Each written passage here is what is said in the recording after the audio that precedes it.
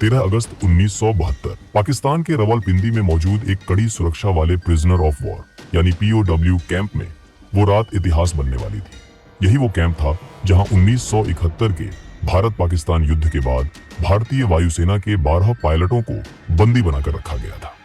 Camp की सुरक्षा इतनी सख्त थी कि कोई सोच भी नहीं सकता था कि यहाँ से कोई जिंदा बाहर निकल पाएगा। चारों तरफ ऊंची ऊंची दीवारें, दीवारों के ऊपर काटीले तार, हर जगह हथियारबंद पाकिस्तानी सैनिक। लेकिन इसी नामुमकिन जगह पर 3 ऐसे भारतीय पायलट मौजूद थे जिनके इरादे किसी दीवार, किसी तार और किसी बंदूक से डरने वाले नहीं थे। वो इस जेल से कुछ इस तरह भागे जिसे देख पाकिस्तानियों के होश उड़ गए। इस कहानी की शुरुआत होती है 3 दिसंबर 1971 से, जब भारत और पाकिस्तान के बीच जोरदार युद्ध चल रहा था। जमीन पर भारतीय सेना हर मोर्चे पर पाकिस्तान को पीछे धकेल रही थी, लेकिन आसमान में हालात उतने आसान नहीं थे।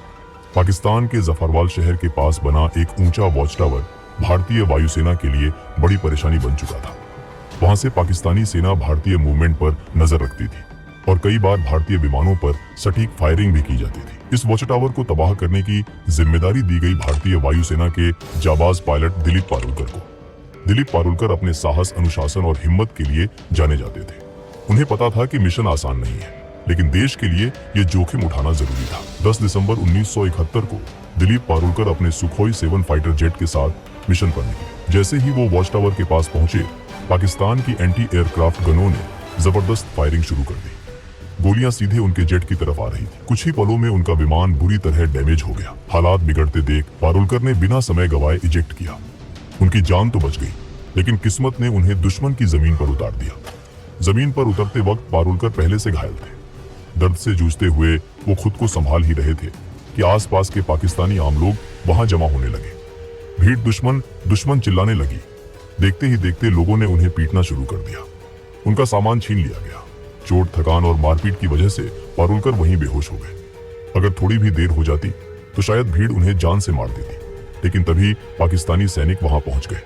सैनिकों ने भीड़ को हटाया और कहा, ये जिंदा हमारे ज्यादा काम का है। इस तरह दिलीप पारुलकर को मौत के मुंह से निकालकर हिरासत में ले लिया गया। जब पारुलकर को होश आया तो उन्होंने खुद को एक अंधेरी, तंग और सीलन भरी कोठरी में बंद पाया। सामने एक पाकिस्तानी अधिकारी खड़ा था। उसने कागज और पेंसिल उनकी तरफ बढ़ाए और कहा, आदमपुर एयरबेस का नक्शा बनाओ। आदमपुर एयरबेस भारतीय वायुसेना का एक बेहद अहम ठिकाना था। पारुलकर ने तुरंत मना कर दिया। इसके बाद शुरू हुआ टॉर्चर का सिलसिला। आखिरकार भारी दबाव में आकर पारुलकर ने नक्शा बना दिया। पाकिस्तानी अधिकारी बहुत खुश हुआ, लेकिन कुछ देर बाद वो गुस्से में वापस लौटा। असल में पारुलकर ने आदमपुर एयरबेस का नहीं, बल्कि मुंबई एयरपोर्ट का नक्शा बना दिया था। गुस्से में अधिकारी ने सजा सुना दी।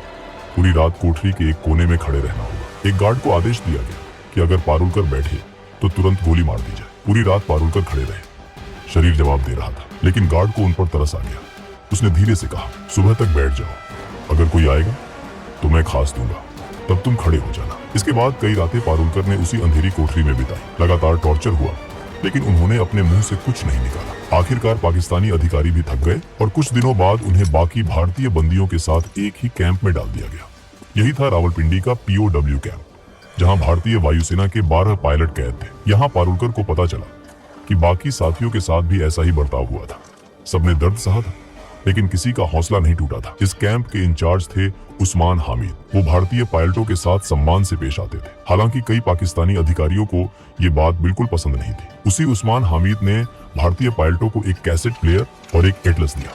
शायद उन्हें अंदाजा भी नहीं था कि ये छोटी सी मदद आगे चलकर कितनी बड़ी कहानी लिखेगी। 25 दिसंबर 1971 को कैंप में खबर पहुंची, ढाका में पाकिस्तान ने सरेंडर कर दिया है। भारत युद्ध जीत चुका है। 93,000 पाकिस्तानी सैनिक भारत की कायद में थे। कैंप में खुशी की लहर दौड़ गई। सबको लगा कि अब जल्द ही वो घर लौटेंगे, लेकिन दिलीप पारुलकर का मन कुछ और कह रहा था। उन्हें पता था कि कैदियों की अदला बदली में लंबा वक्त लग सकता है। उन्होंने साथियों से कहा, अगर हम यहाँ बैठे रहे तो शायद सालों लग जाए, क्यों ना हम खुद ही रास्ता निकालें। पहली बार किसी ने उनका साथ नहीं दिया, लेकिन पारुलकर हार मानने वाले नहीं थे। उनके दिमाग में एक बीज पड़ चुका था, आजादी का बीज, और यही बीज आने वाले महीनों में एक ऐसी योजना में बदलने वाला था जो रावलपिंडी की दीवारों को हिला देने वाली थी। 25 दिसंबर 1971 के बाद रावलपिंडी POW कैंप में एक अजीब सी खामोशी फैल गई थी। बाहर की दुनिया में जंग खत्म हो चुकी थी, लेकिन इन 12 भारतीय पायलटों के लिए लड़ाई अभी बाकी थी। सबको उम्मीद थी कि भारत और पाकिस्तान के बीच युद्ध बंदियों की अदला बदली जल्द होगी, लेकिन दिन बीतते गए, हफ्ते गुजर गए। और कोई ठोस खबर नहीं आई। दिलीप पारुलकर को अंदर ही अंदर ये महसूस हो रहा था कि सरकारों की बातचीत में बहुत समय लग सकता है। उनका मन मानने को तैयार नहीं था कि वो बस इंतजार करते रहे। उनके लिए आजादी का मतलब था खुद के दम पर निकलना। शुरुआत में उन्होंने एक अलग योजना सोची। जब रात को टॉयलेट जाने के लिए एक सिपाही उनके साथ आता था, तब उसकी बंदूक छीनकर उसे ढाल बनाकर बाहर निकलने का प्लान बनाया गया। लेकिन ये रास्ता बहुत जोखिम भरा था। काफी सोच विचार के बाद पारुलकर ने ये प्लान खुद ही छोड़ दिया। समय बीतता गया, कई महीने गुजर चुके थे, लेकिन भारत सरकार की तरफ से कोई हलचल नहीं दिख रही थी। इसी दौरान कैंप में मायूसी बढ़ने लगी। तब पारुलकर ने एक बार फिर अपने साथियों से बात की। इस बार दो लोग आगे आए, MS ग्रेवाल और हरीश सिंह जी। तीनों ने तय किया कि अगर किस्मत ने मौका दिया है तो वो उसका इस्तेमाल जरूर करेंगे। अब शुरू हुआ असली प्लान। सबसे पहले उन्होंने कैंप के इंचार्ज उस्मान हदीद द्वारा दिए गए एटलस को ध्यान से पढ़ना शुरू किया। रात रात भर वो नक्शे देखते, रास्ते समझते और संभावनाएं तलाशते। प्लान साफ था, जेल से निकलने के बाद सीधे भारत पाकिस्तान बॉर्डर जाना बहुत खतरनाक था, क्योंकि युद्ध के बाद वहां सुरक्षा बेहद सख्त। इसलिए उन्होंने तय किया कि वो पहले अफगानिस्तान की तरफ जाएंगे और वहां से किसी तरह भारत पहुंचेंगे। अगला कदम था सही सेल चुनना। उन्हें ऐसा सेल चाहिए था जो कैंप की बाहरी दीवार के सबसे पास हो, जहां गार्ड कम आते जाते हो। काफी निरीक्षण के बाद उनकी नजर पड़ी सेल नंबर 4 पर, लेकिन उस सेल में शिफ्ट होना आसान नहीं था। यहीं पर पारुलकर की समझदारी काम आई। उनका व्यवहार गार्ड्स के साथ हमेशा ठीक रहा था। धीरे धीरे उनकी कुछ सिपाहियों से जान पहचान हो गई थी।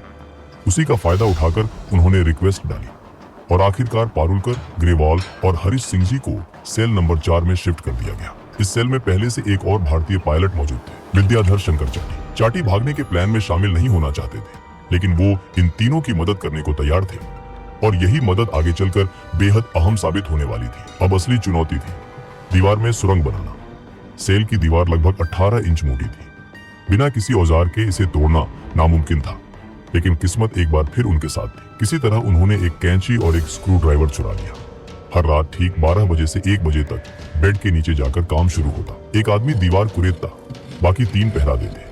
दीवार से निकलने वाली मिट्टी और सीमेंट को बेड के नीचे छुपा दिया जाता। सुरक्षा बढ़ाने के लिए उन्होंने सेल के अंदर लगे बल्ब का फ्यूज उड़ा दिया, ताकि गार्ड ठीक से देख ना सके। जेल में बल्ब बदलने की प्रक्रिया लंबी थी और इसका फायदा इन तीनों को मिला। एक रात खतरा बहुत करीब आ गया। एक गार्ड ने बाहर से झांक कर देखा और उसे लगा कि सेल में सिर्फ 3 पायलट हैं, जबकि उस वक्त हरीश सिंह जी बेड के नीचे थे। गार्ड ने आवाज लगाई, लेकिन तीनों ने सोने का नाटक किया। गार्ड भागकर इंचार्ज उस्मान हामिद को बुलाने गया। उसी पल सिंह जी चुपचाप बाहर निकले और लेट गए। जब उस्मान हामिद आए और चारों पायलटों को देखा तो उन्होंने गार्ड को ही डांट दिया। दिन बीतते गए, हफ्ते महीनों में बदल गए। दीवार की ईंटों से सीमेंट निकाला जाता, फिर ईंटों को वैसे ही वापस लगा दिया जाता। बाहर से देखने पर सब सामान्य लगता था। साथ ही उन्होंने भागने के बाद के लिए तैयारी शुरू कर दी। हर कैदी को हर महीने 57 रुपये मिलते थे। इन्हीं पैसों से तीनों ने ड्राई फ्रूट्स, कंडेंस्ड मिल्क और जरूरी सामान इकट्ठा किया। उन्हें पता था कि जेल से बाहर निकलने के बाद जिंदगी और भी कठिन होने वाली है। दिशा जानने के लिए उन्हें कंपास चाहिए था। उन्होंने कैसेट प्लेयर के मैग्नेट और कपड़े सिलने वाली सुई से जुगाड़ू कंपास बनाया। पारुलकर को घर से जो कपड़े मिले थे, उनसे जेल के टेलर को पैसे देकर तीनों के लिए पठानी सूट सिलवाए गए, ताकि बाहर निकलने के बाद वो आम लोगों में घुल मिल सके। धीरे धीरे दीवार का छेद इतना बड़ा हो गया कि एक इंसान उसमें से निकल सके। आखिरी परत, जो कि सिर्फ प्लास्टर था, उसे जानबूझकर छोड़ी गई ताकि भागने वाली रात उसे आसानी से तोड़ा जा सके। 13 अगस्त 1972 की रात रावलपिंडी POW कैंप के ऊपर काले बादल छाए हुए थे। तेज हवा चल रही थी और थोड़ी ही देर में मूसलाधार बारिश शुरू हो गई। यही वो रात थी जिसका इंतजार दिलीप पारुलकर, MS ग्रेवाल और हरीश सिंह जी महीनों से कर रहे थे। तीनों ने अपने पठानी सूट पहने, ड्राई फ्रूट्स, कंडेंस्ड मिल्क, जुगाड़ से बना कंपास और थोड़े पैसे अपने पास रखे। जाने से पहले उन्होंने अपने साथी विद्याधर शंकर चाटी को गले लगाया। अब आखिरी कदम बाकी था। पारुलकर ने दीवार की आखिरी परत को धीरे धीरे तोड़ा। बारिश की वजह से आवाज बाहर तक नहीं गई। एक एक करके तीनों उस संकरे छेद से बाहर निकल आए। बाहर आकर उन्होंने देखा दीवार के पास ही एक पाकिस्तानी गार्ड चारपाई पर सो रहा था। तीनों सीधे दीवार की तरफ भागे। कुछ कपड़ों को बांधकर उन्होंने रस्सी बनाई, उसे ऊपर फेंका और दीवार के काटीले तारों के पार अटका दिया। पहले पारुलकर, फिर ग्रेवाल और आखिर में हरीश सिंह जी दीवार फांदकर दूसरी तरफ उतर गए। अब वो जेल से बाहर थे, लेकिन असली लड़ाई अब शुरू होने वाली थी। तीनों तेजी से भागते हुए बस स्टैंड पहुंचे। किस्मत उनके साथ। उन्हें पेशावर जाने वाली बस मिल गई। पूरी रात सफर करने के बाद सुबह करीब 6 बजे वो पेशावर पहुंच गए। यहाँ सबसे बड़ा खतरा पहचान का था। अगर उनसे कलमा पढ़ने को कहा जाता या मेडिकल चेक होता तो तुरंत पकड़े जाते।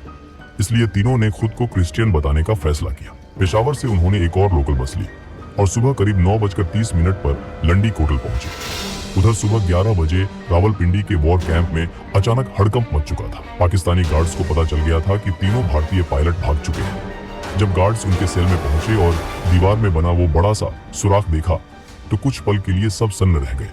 किसी को यकीन ही नहीं हो रहा था कि इतनी कड़ी सुरक्षा के बावजूद ये नामुमकिन काम हो गया। गार्ड्स गुस्से से तमतमा उठे। उन्हें लगा कि अगर सीनियर अफसरों को सच्चाई पता चली तो सजा उन्हीं को मिलेगी।